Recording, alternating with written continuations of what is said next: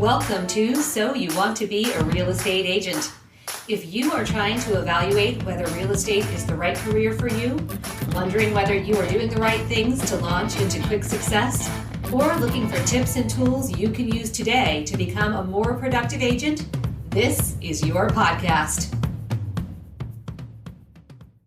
Welcome to So You Want to Be a Real Estate Agent.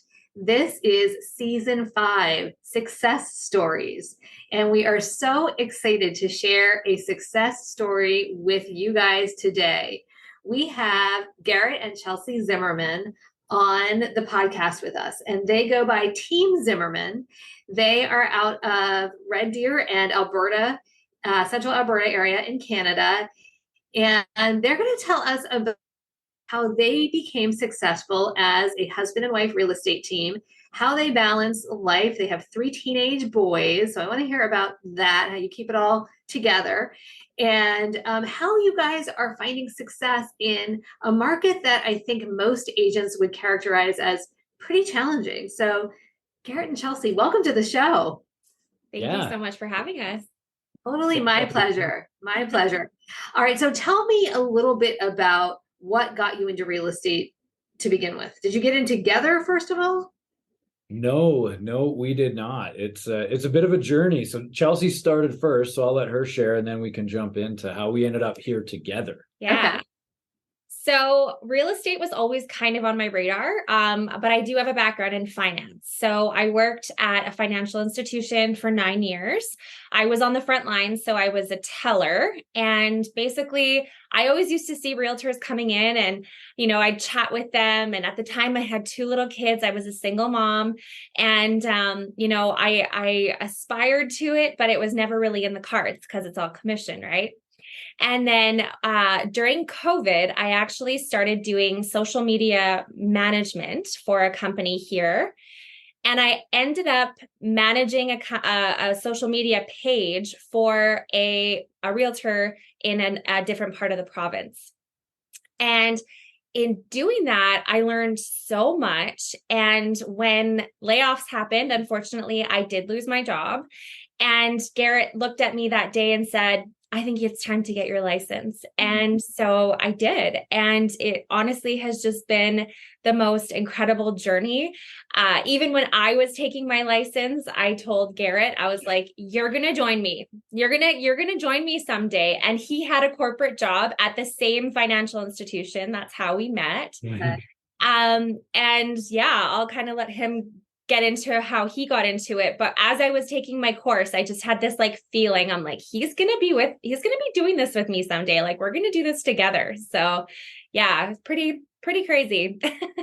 That's a cool story. And kind of a giant leap of faith for you both to put all of your eggs in the real estate basket. So I want to hear about that from you, Garrett. Like, what was that like when Chelsea was like, I think that you should do this too. Is that kind of how it went? Yeah, she threw it on the table. It would have been in January of this year. And, at the time I was in a corporate job. I had been there for, 14 years. It was steady income. It was predictable. It was comfortable. I had, benefits. There was predictable income. So we were sleeping pretty easy at night. And then, similar to what's happened in a lot of organizations, the organization I was working with went through a restructure, and I was one of the people that was let go. And so I was all of a sudden in this space where Chelsea had been previously.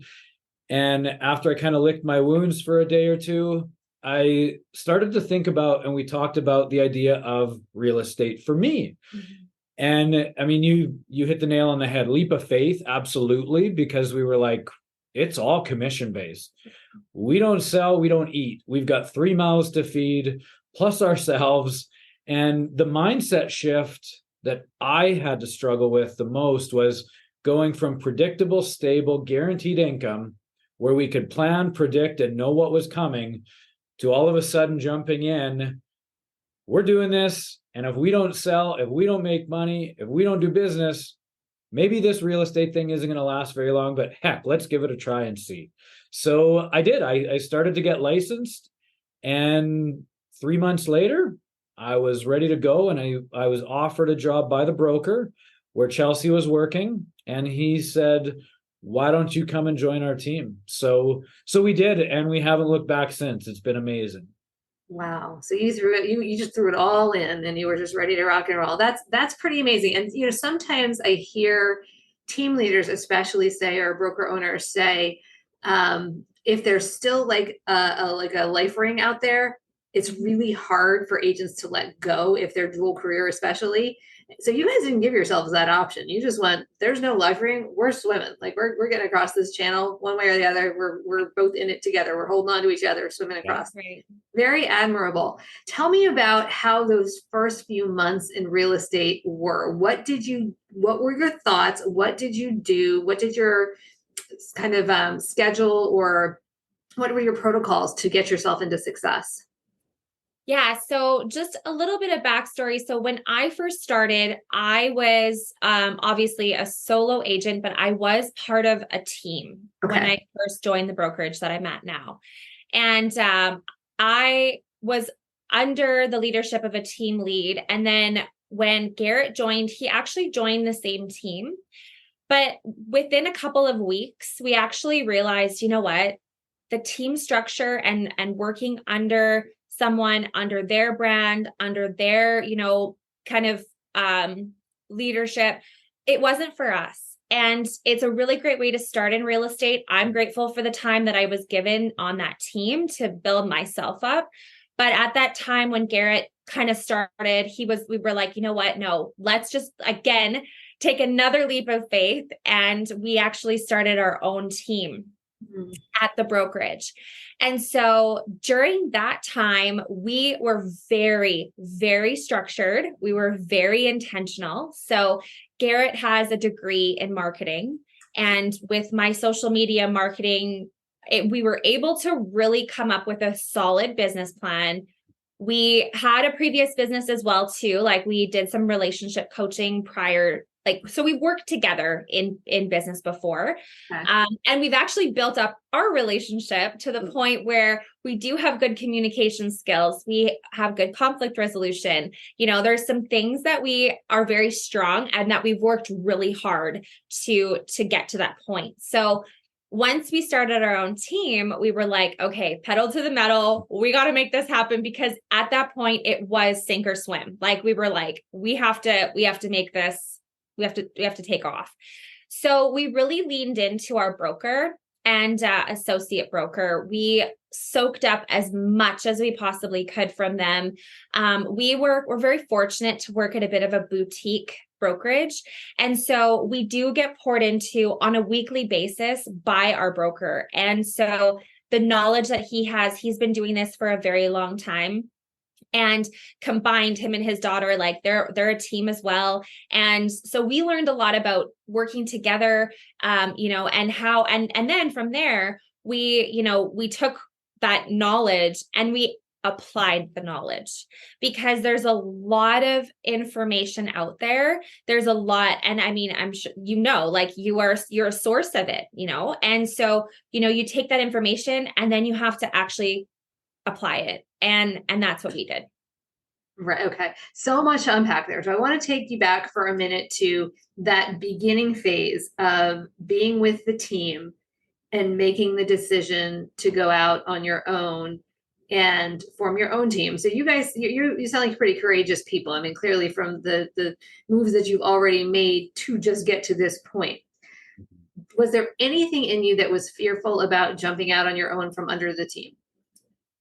Initially, I was not sleeping well, because the team structure that we were in was designed in a way where the team lead was generating the leads for buyers, passing them off to us, and then we would facilitate and work through the sale.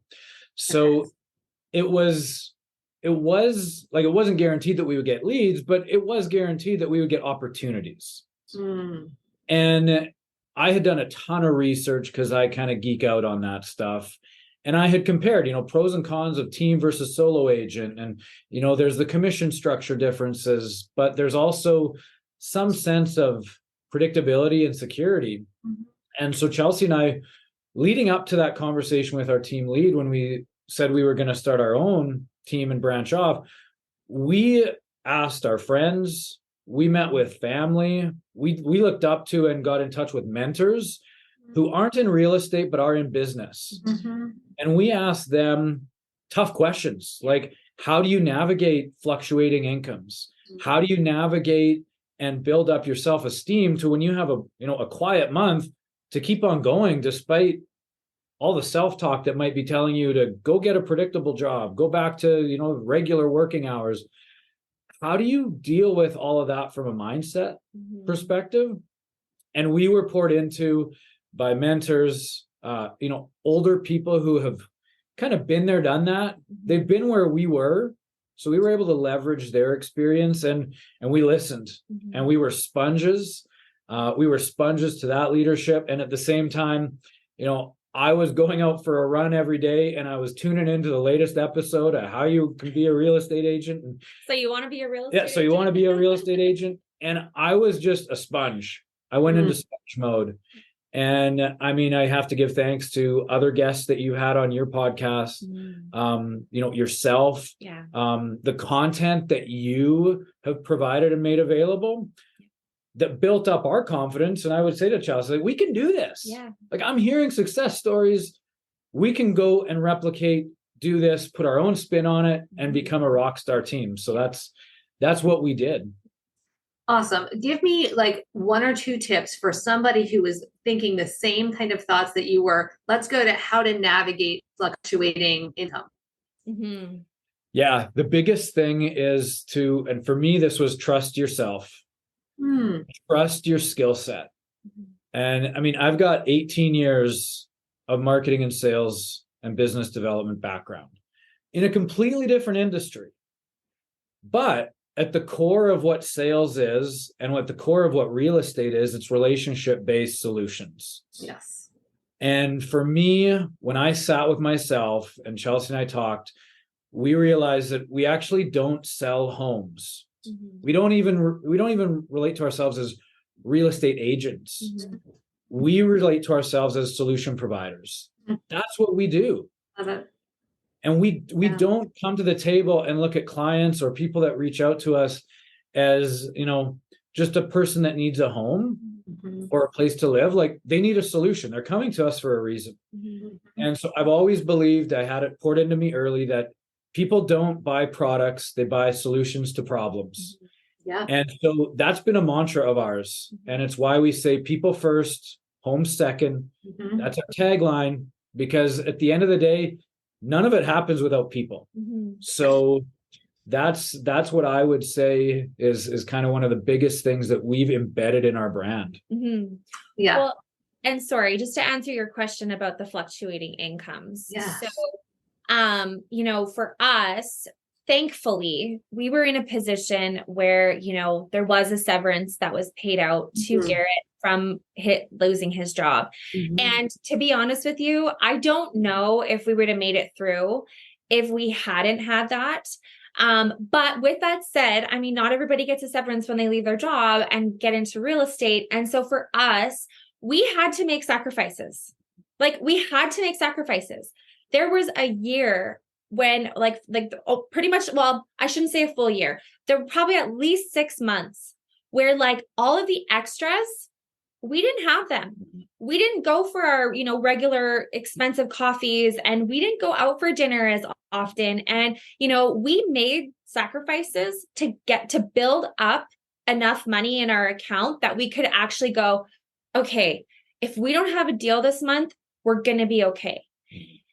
And I think that that's something that's super important, because a lot of agents don't realize that there is a sacrifice involved. You can't have your cake and eat it too in the beginning. You can't. You build up to that. And so you have to plan for the future, and you have to know how much money you need to have to pay your base costs. And in as much as you can, if you can try to do it this way, if you are in a dual income family, try to save up as much as you can, at least 2 to 3 months of income. That way you're safe. Okay, if it hits the fan, we're okay for 2 months, and I can take those 2 months and put the pedal to the metal and really make it work. Yeah, very smart, very smart. It's almost like you're making an investment in yourself at the beginning via that sacrifice that you know is going to pay off if you keep all of your efforts in the right place. Now, you Absolutely. mentioned when you were talking originally about a business plan too. How important do you think having a business plan is in kind of trying to predict what can feel a bit unpredictable? Yeah. So Garrett actually says it best. A dream without a plan is just a wish. Yep. And so what we do, and we kind of reverse engineered our business plan, we looked at our vision. And so what our vision is essentially to build a legacy for our family. That's our why. That's what we're doing. We are wanting to build a legacy through real estate, whether it's selling it, investing in it, that's where we've kind of, landed on for ourselves. But when we do things in our business, we look to that North Star and we go, okay, does this align with our vision? Is this contributing to our vision? And we've made a plan. Like I said, we've reverse engineered a plan as to, and I mean, yes, there's flexibility. You can still be flexible. You can still, if opportunities come up, you can, but you have to go back to what is your vision? Does this align with your vision? And you plan according to achieving said vision. So smart. So you're really making sure that you're looking at everything through a really clear lens of focus that aligns with your plan. Now, we as realtors often have like these kind of like shiny objects put in our field of vision. And how are you handling that? For example, like there's a lot of new technology out there. Everybody, for those listening who might not be real estate agents, every service on the planet tries to sell to us, I guess, because either they know that we're easily distractible by shiny objects or they think we have deep pockets. But we get like all kinds of offers thrown across our desk. What has been your strategy for evaluating whether a new tool or a piece of tech is going to be something you adopt? Yeah, so it's a very clear line, and we stay in our lane. Yeah. And we've had to remind ourselves of that when we've had the phone call or the email or the person who has the latest and greatest lead gen system.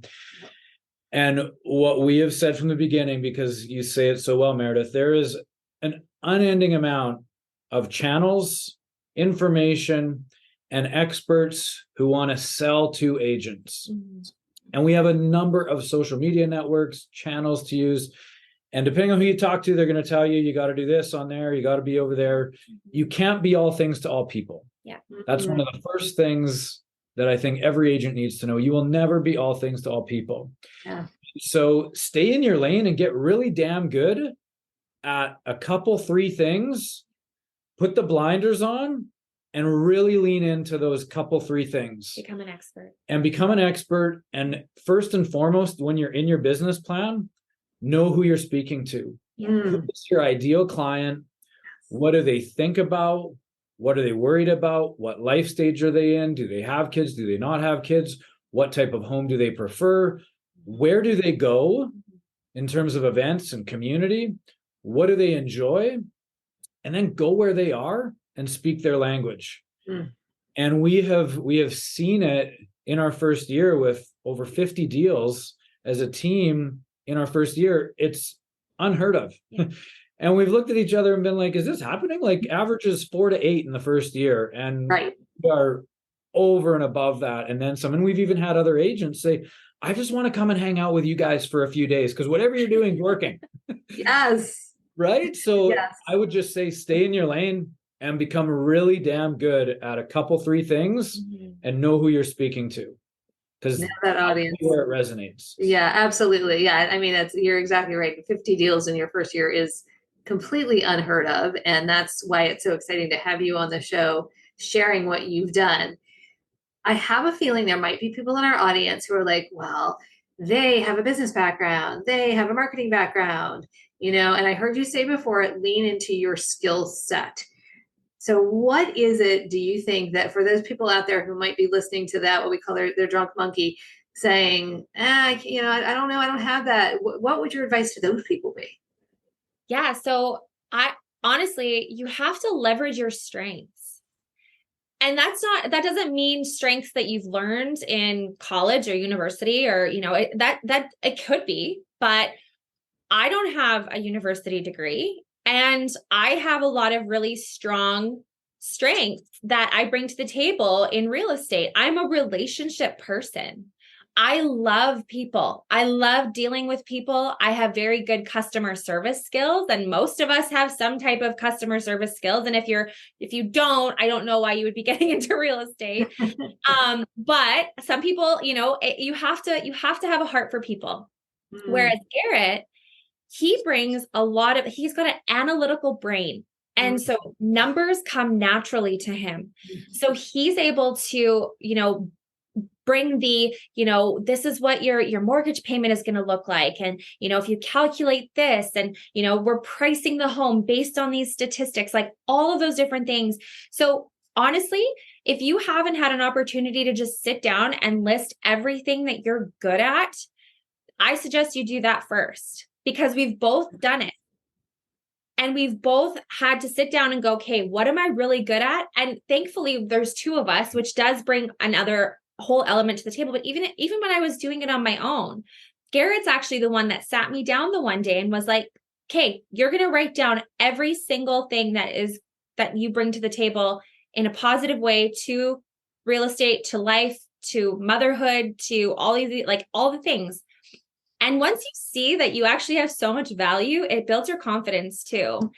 And the more that you practice those things, then your confidence continues to grow, and you continue to shine in that role.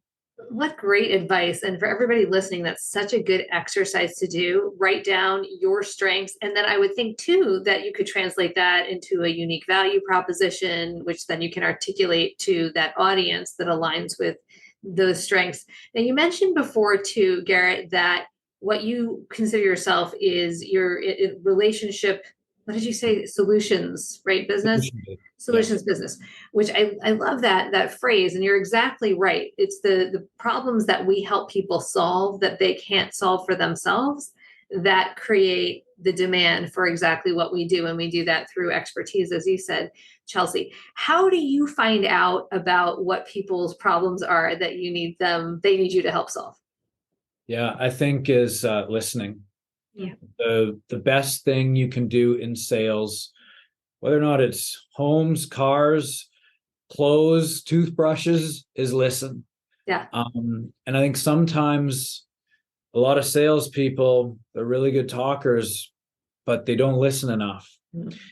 And we have heard this from other people who have worked with other agents and then have come to us and told us about an experience. And they will specifically tell us, like, the agent wasn't listening to what we really want. The agent wasn't listening to our budget. They weren't showing us homes that we were even like remotely interested in. Yeah.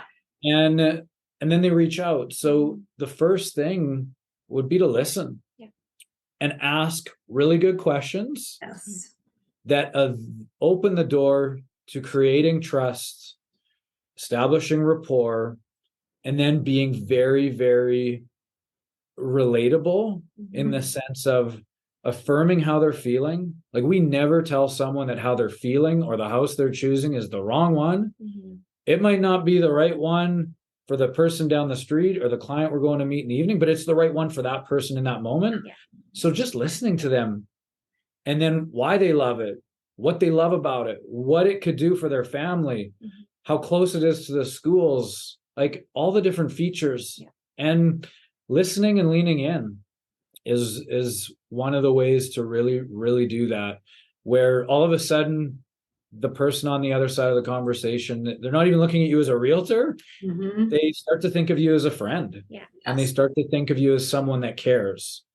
And that's when it goes from just a transactional based business, where a lot of agents might see it, to a people based business, solution based. And it's for us the bread and butter of what we do. Absolutely. Really well said. And that also creates that long-term client relationship, referral relationship, all of the things that we hope will happen when we create a really good client experience. Talking about clients, we know we are in a compressed market right now. And I was just at the dentist this morning and they're like, well, nobody's selling houses, right? And how are you even finding houses for people? And I'm like, well, actually, people are selling and things are just selling so quickly that it looks like inventory is low, but it looks like a really frantic market. How are you finding people to work with in a climate like this one? Yeah, a lot of it is through networking, both face to face at events, at local community gatherings, as well as networking through social media. Yeah, that's a big one. A lot of people think social media is just content, just go and consume. Social media by nature is social, and getting social and getting into people's DMs, not for the purpose of real estate, but just a quick drop in like, hey, I noticed that you guys were out camping over the weekend. How was the trip? And what we do, and this is a little like secret of our success, is we don't just write a DM, we will do a voice DM. Oh. And it's more personable. The person hears you, they feel it differently. Your some energy people comes through. Right, and some people have even responded and said, I didn't even know you could do a voice DM in Instagram or in Facebook. And then so one, they're surprised by that because they learn and they're like, this is cool. But secondly, they hear someone's voice, which makes it more real, more human. Social media can feel really like just consume, click, like, comment, really like kind of automatic. And not really personable. So that was something I did. You asked earlier, like, what did your first few months look like?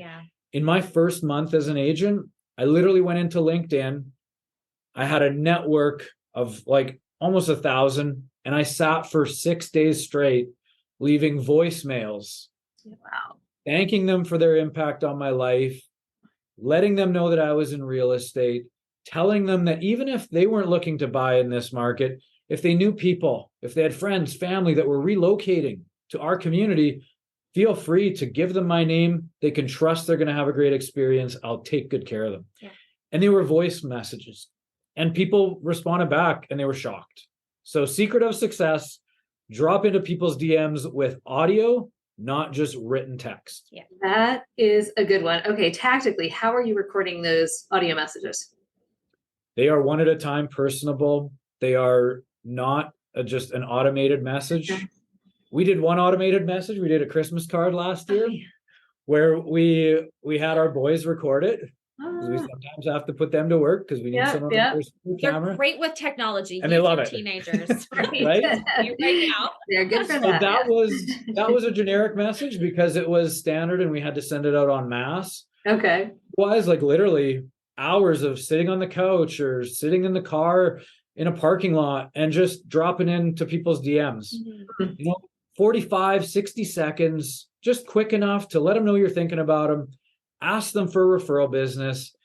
Tell them that they can be, confident in sending people your way. And it's done wonders. It's one of our biggest sources of business when we look at where our deals came from is through referrals from our professional network via LinkedIn. That's amazing. And I love that you gave a little real expert tip there, which is open with the impact that the other person has had on your life. And then come in with, and if you know someone, or even if you're not thinking about making a move, giving that the request for a send of a referral. Oh my gosh, that's like a magic nugget that you just dropped there. Thank you for that. And it's funny. I was thinking as you were saying that one of our Tom Ferry coaches who does coach training, his name is Bob McCraney, was giving us. He uses an Instagram DM strategy for lead gen as well. And he was saying Instagram, if you're on Instagram, a like is like a high five if you're at a party, right? And a comment is like you're giving somebody a hug, but a DM is having a conversation. And that's what we want to do in real estate, is getting into conversation. And I love the fact that you are actually using an audio message, because that is how we have conversations, is voice to voice, right? Not in like text or type. That's amazing. That's amazing. Such a good tip. All right. I wanted to ask you also about the teenage crew that you have. So you've got 3 teenagers, 3 boys, you said, right? Yes. Okay. how did it go for them? Because I know we've got a lot of people who are listening and have kids at home. And, we all feel that kind of like tug of investing so much time, energy, and effort into our businesses and having a family, kids at home who still need us and need our time, no matter how old they are. If they're living with us, even if they're not, they still need us. How did you get their buy-in, and what's that been like, mom and dad being in this business together and 3 teenagers who probably have to be like carted around to games and doing all kinds of stuff if it's like my house? Oh yes, very Yeah. much. Yeah. So Garrett coached his son hockey for the last how many years? 9 years. Wow. So like last year when he was first in real estate, he still coached. And for us, when we told the boys that we were, getting into real estate, at first they were like, okay, like maybe this is another one of mom's like MLMs or something, like, and they didn't really take it seriously. And that's okay, because it actually was more motivating for us to prove it to them, and not necessarily that we felt we had to, but it was just, it's, that internal motivator of like, no, this is what we're doing. This, we'll show you, just wait. And, the best advice that we've ever been given about, family life and balance is that your family should get the best of you, not the rest of you.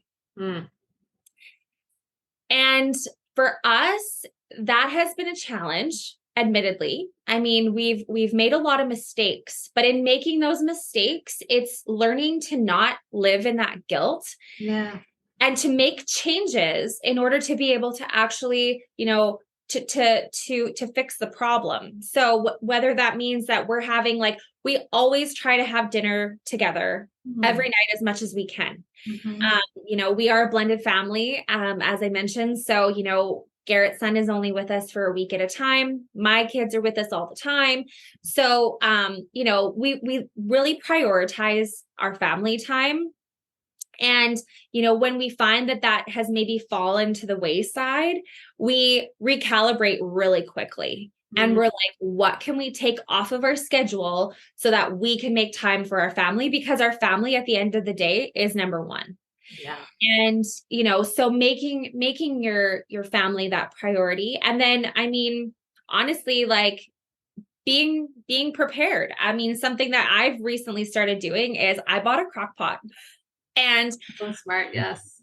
I make a crock pot meal, once or twice a week. And we, so that we can sit down and eat a meal together and it feels good. And we are just able to like catch up and talk to our boys and, I don't know if you want to add anything, but.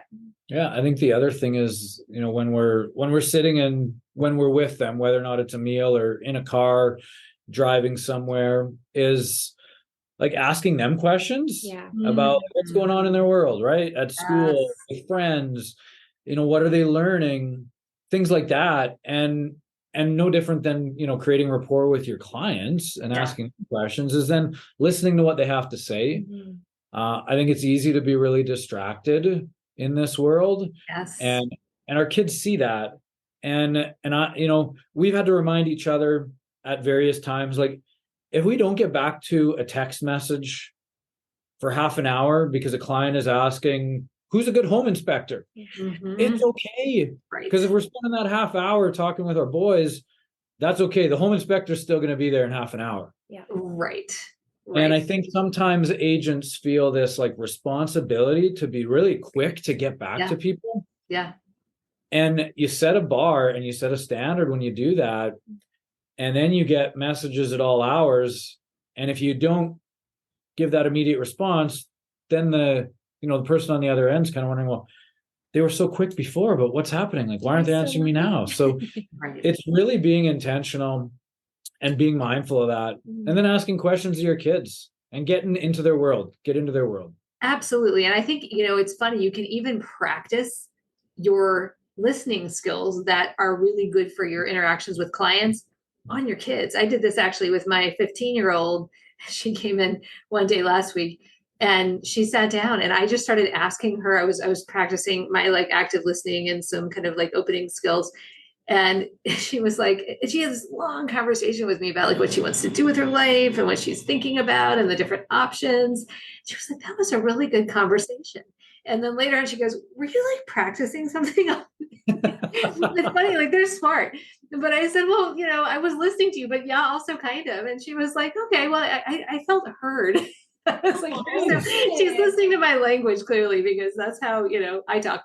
But it was such a nice feeling to know that like it actually, and it was so interesting to me because I heard from her I hadn't ever heard before. So it was pretty cool. How do you, and I know we're getting short on time, but I got a couple more questions I just have to ask you guys. How do you ensure that you're bringing your best self to your family when sometimes, it is just inevitable in this business? We get hit with something that doesn't feel good. Like right before we're about to walk in the door, there's a problem we know we need to solve for a client, and you're about to go home. Like what does that process look like for you? Yeah, I think for us is taking the time and being aware that if we need to take 5 minutes to like go to the bedroom and just like kind of reset before we engage is a really important practice. And how everyone resets is completely personal. But I know, just as recently as yesterday, like I was in it. Like it was a heck of a stretch the last couple of days. And I phoned Chelsea. I was off to my last showing of the day. I shared with her what I was feeling. And she said to me, Garrett, as soon as you come home, you're putting your phone down, you're changing, you're getting comfortable, and you're just going to sit and you're going to turn it off. Mm-hmm. And so having that support from a partner, I think is really important. Yeah. And if you're in real estate, in a relationship, in a marriage, your partner knows those days happen. Mm-hmm. And so having the support and encouragement to like literally just turn it off and for that to be okay was really, really helpful, because then I was able to come home and really, really pour into where I needed to put energy, which was some one-on-one time, and not with clients, but with kids. Yes. And Chelsea, said that. It took weight off of my shoulders. And then literally within 5 minutes, I'm in the door, I changed quickly, and then I'm out the door to go and have some one-on-one time. With his phone off. With my phone off. Yes. And totally disconnected. And doing it without feeling guilty, right? Chelsea mentioned that early. Sometimes we feel guilty. Yeah.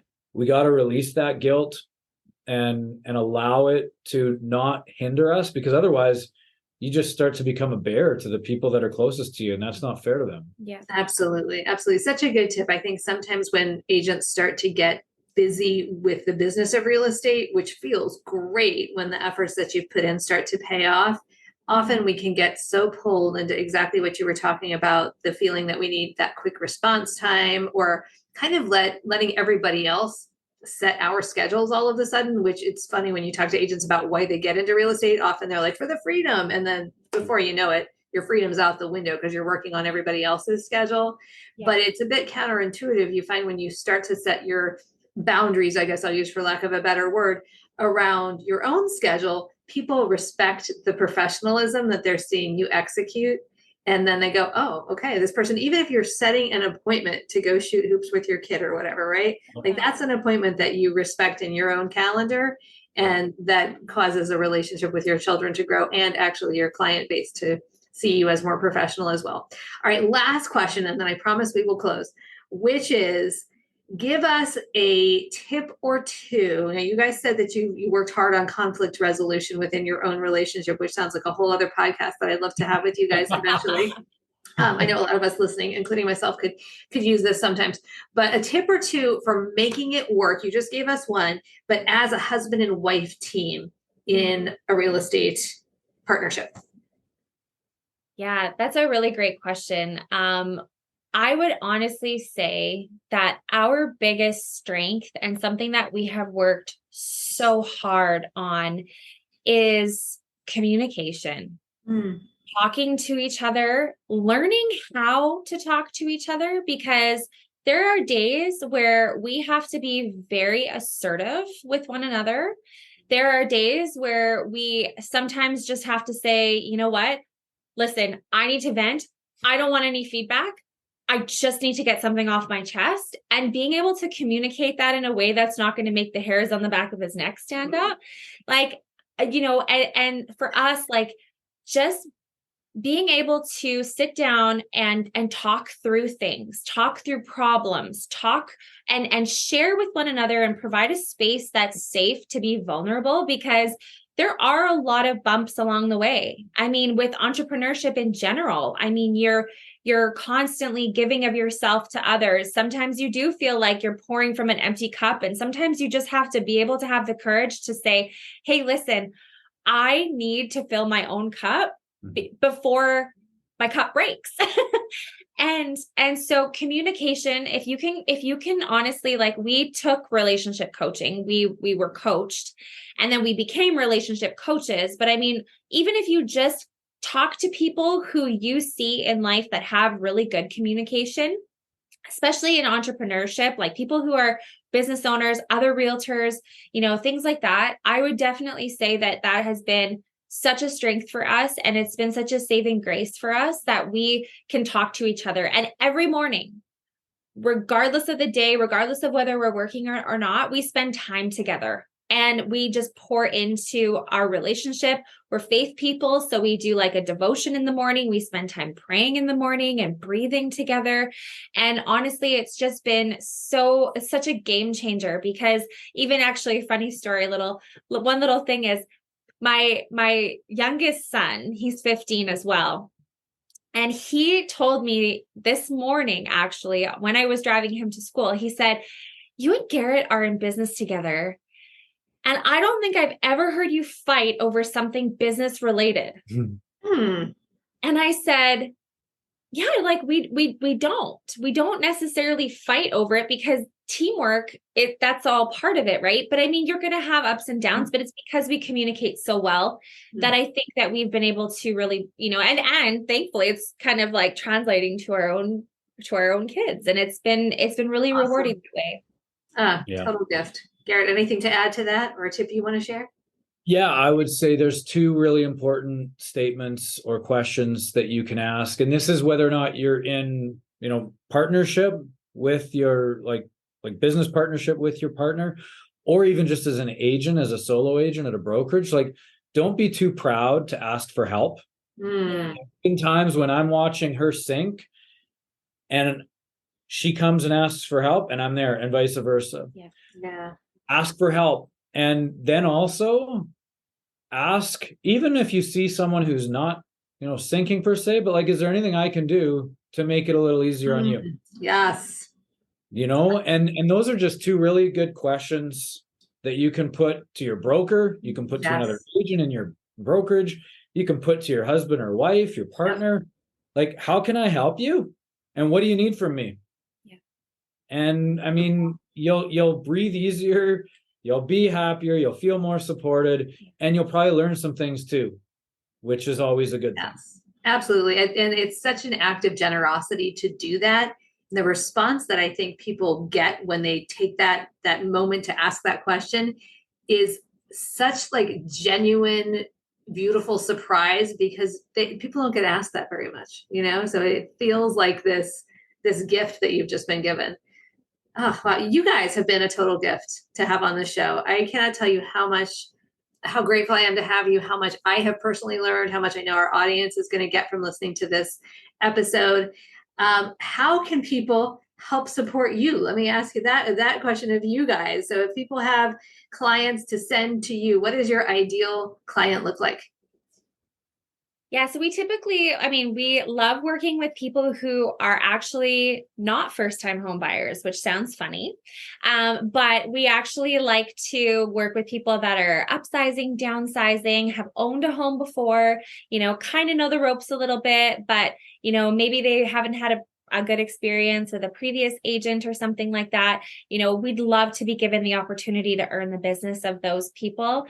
Obviously, we will still work with first-time home buyers, and we have a lot of really great resources to send to them and work together. Again, the networking, we do a lot of networking. So we do have a full pit crew team that can come and help and just make the process relatively stress-free. So yeah, that's our ideal client. And yeah, I don't know if you'd add anything to that. No, I think it's a team approach. Yeah. And people can find us. We're on Instagram. Yeah. Sold by BUY, and then either our first name, last name. So sold by Chelsea Zimmerman, sold by Garrett Zimmerman, and then we're also on Facebook under Team Zimmerman Real Estate. And like I said earlier, if there's people that you know, or you have questions about real estate, we love to talk. We love to get to know people, and we're ready, willing, and available. Yeah. Awesome. And whether you want to connect with them, I certainly encourage people to connect with you and have that conversation on social media. And whether you've got people to send their way, or whether you just want to check out what they're doing on social media, you do want to hit them up, because you guys have some really cool content. I know you said it's not all about content, but there are some really good content ideas you have as well that other agents can, I think, probably get some inspiration from. So awesome. Thank you guys so much for being on the show. You have been amazing. I can't thank you enough for being part of it. And please reach out to Garrett and Chelsea if you have questions or referrals to place with them in their neck of the woods, or any questions about anything that, might be of interest. All right. Well, this has been a great episode. Hit us up on too, please. We love when you leave us reviews, give us ideas for shows, or if you have any questions for me, you know where to reach me. I'm also all over social media, Instagram and Facebook. And we thank you so much for listening and tuning in. This has been season 5, episode 2 of So You Want to Be a Real Estate Agent. We'll see you next time. We are so grateful you joined us today. If you've benefited from the advice we share on the show, we hope you'll tune in to our next episode. Interested in learning more about my personal mentoring programs, our Career Kickstart course, or to pick up a copy of my book, Farming for Real Estate Agents, your step-by-step guide for becoming the go-to agent in your local market? Visit www.meredithfogel.com and click the Resources tab. If you are curious about becoming part of the List Realty family of agents, go to the www.thelistrealty.com website and click Careers from the About Us page, or find me at the Meredith Fogel team on social media. Thank you for listening. This has been So You Want to Be a Real Estate Agent. We'll see you next time.